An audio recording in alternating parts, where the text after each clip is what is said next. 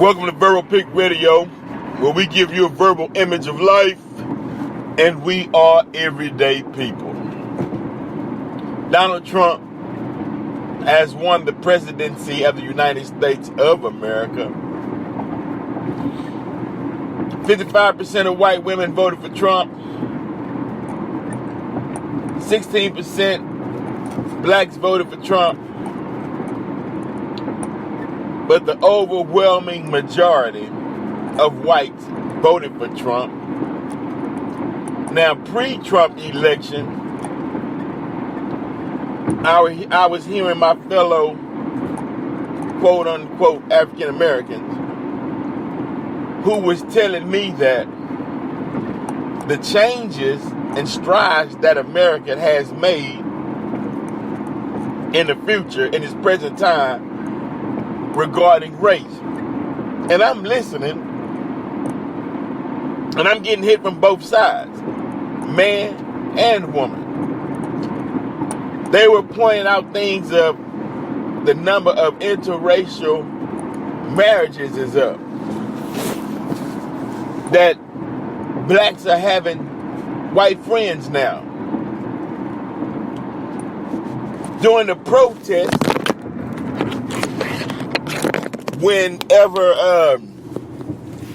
an unarmed black man was shot by the police and people took to the streets to vent their frustration, it was said that if you look at the number of whites that's in the crowd, it lets you know that this country has changed. There's no way, and I'm just repeating a lot of statements that I've heard, there's no way that white people will vote Trump in office after the things that he said and after his past practice of racial discrimination regarding housing at one of his towers, his apartments, Trump Towers in New York, where his father, Fred Trump, said, put the C on the application so we can know if they're colored and we don't rent to blacks in our apartment buildings. None of that mattered. When it came time to vote, white people voted. They came out of the parks, they came out of the woods, they came out of the rural areas, however way they could make it to the polling booth to vote for Trump. They did that, and they showed up in droves. At the last minute, put Trump over. Hillary Clinton got the popular vote, but Trump got the electoral colleges. How did Clinton get the popular vote and Trump won the electoral colleges? And that's simple. Hillary got a traditional vote, meaning majority of blacks, Hispanics, and liberal whites will automatically cast Democrat through through history. The Democrats can always count on that. But the electoral colleges, the electricity, she didn't energize the core base. Notice when Trump was saying Jeb had low energy, he said Hillary, she has low energy. She couldn't energize. She couldn't spark a current or a positive current, or she couldn't excite the core base of her party or the undecided. She couldn't energize the undecided. Low energy. She couldn't give them a direct current as Trump could. That's why when you see Trump, he's always energetic. He's moving. Was really what Trump was trying to do was, and what he did, he was becoming the energy field. And he went around gathering as much energy as he could on issues that mattered to, let's say, to the disenfranchised, what people was upset about. And so he did that, and he became president of the United States of America.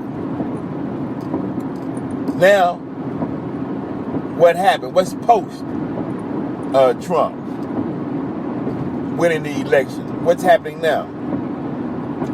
Junior high school students yelling, build the wall, build the wall.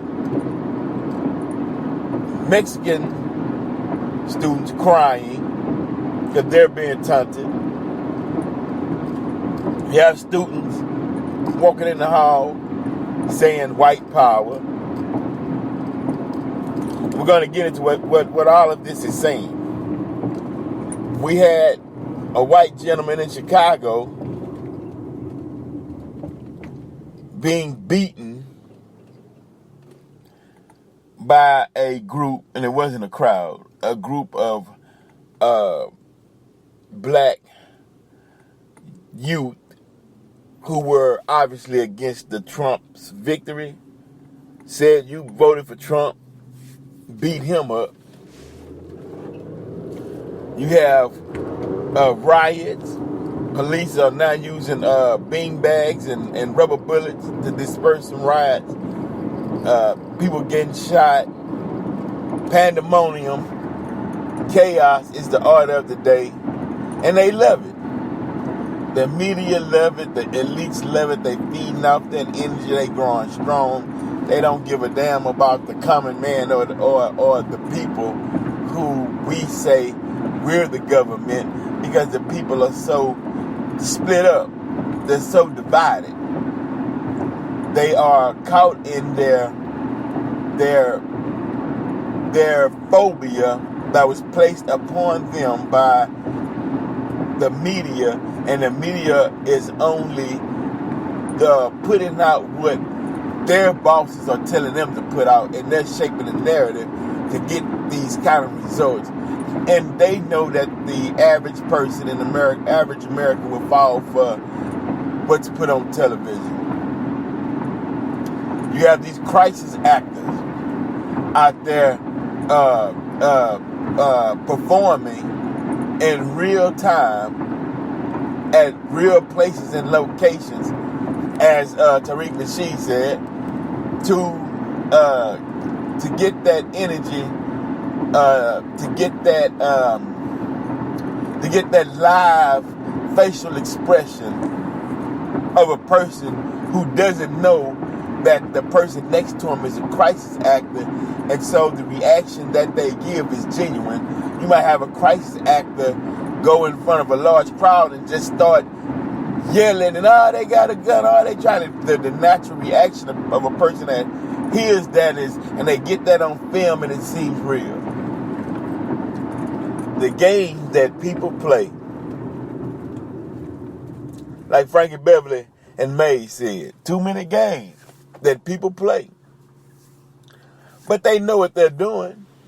It shouldn't be a surprise or a shock. They've been playing this game for a minute now, for centuries. Now, where is Diamond and Silk, who stumped for Trump? Will he give them a position?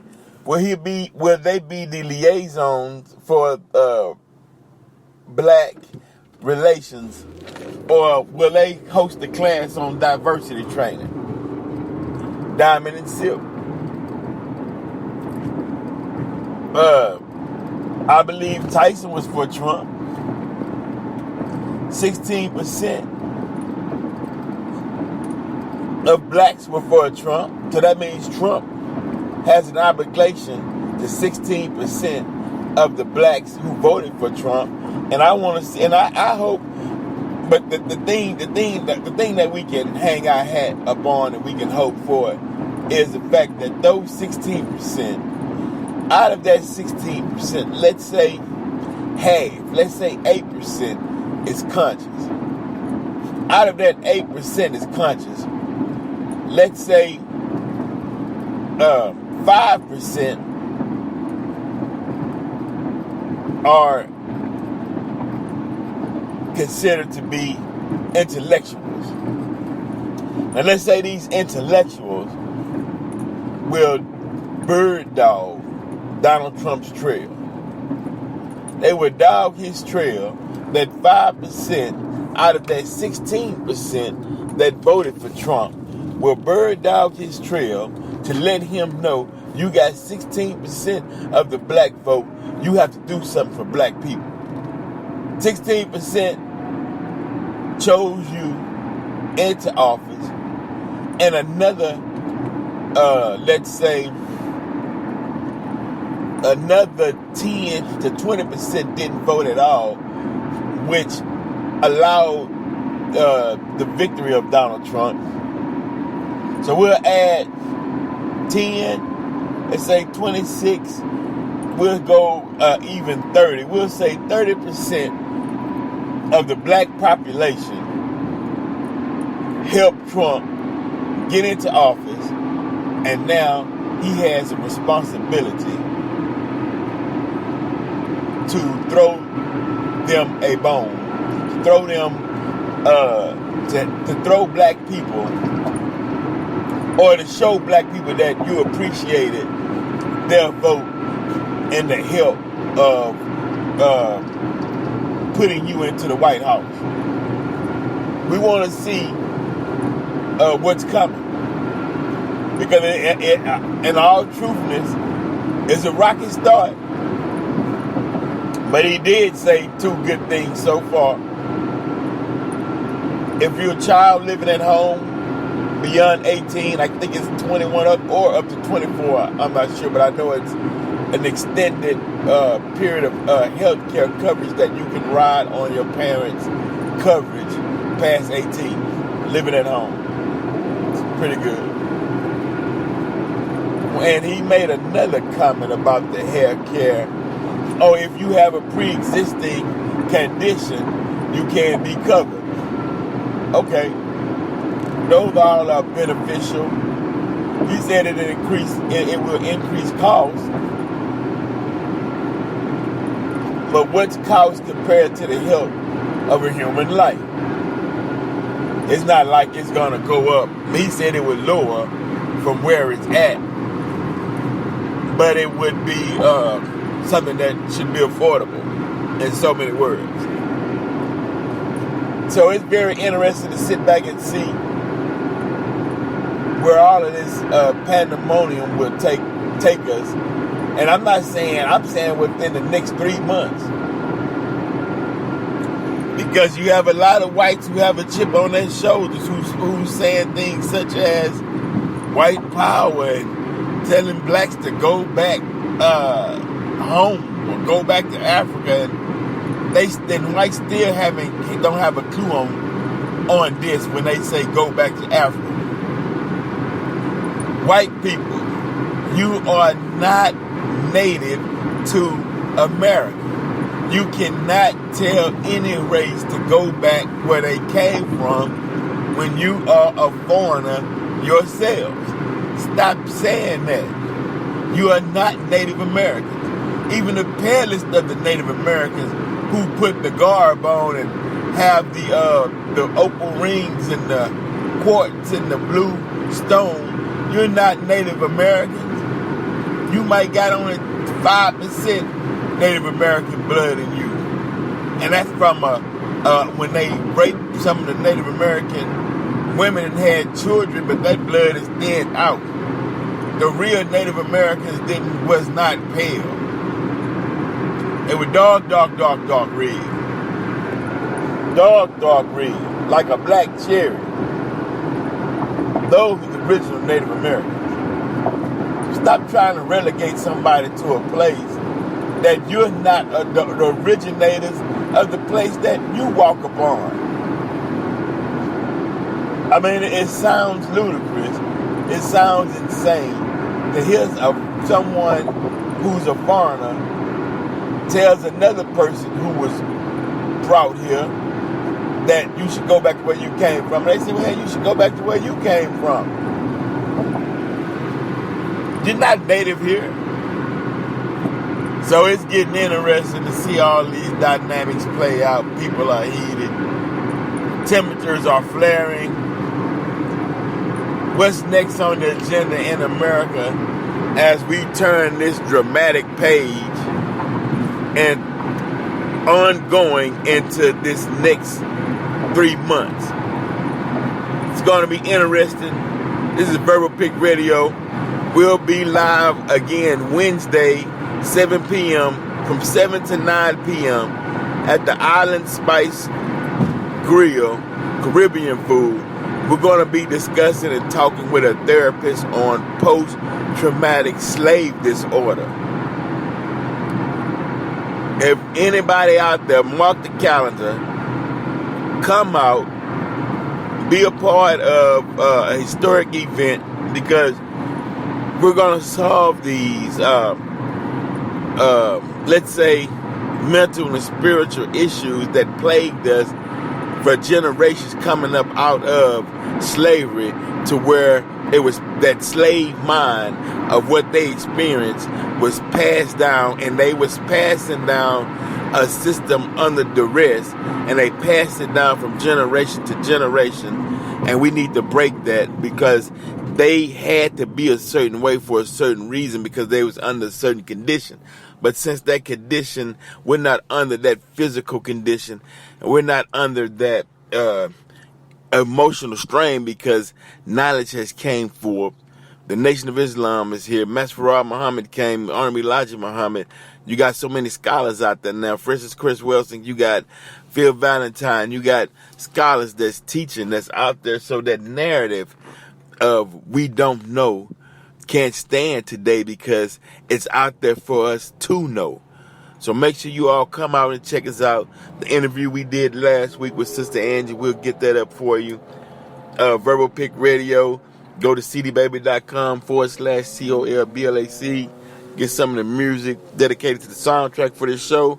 And also go to Amazon. Go to the Barnes & Noble for your Nook, your Kindle e-reader, and get the book Consequence by Vince Cole Muhammad. This is Verbal Pick Radio, and we're out.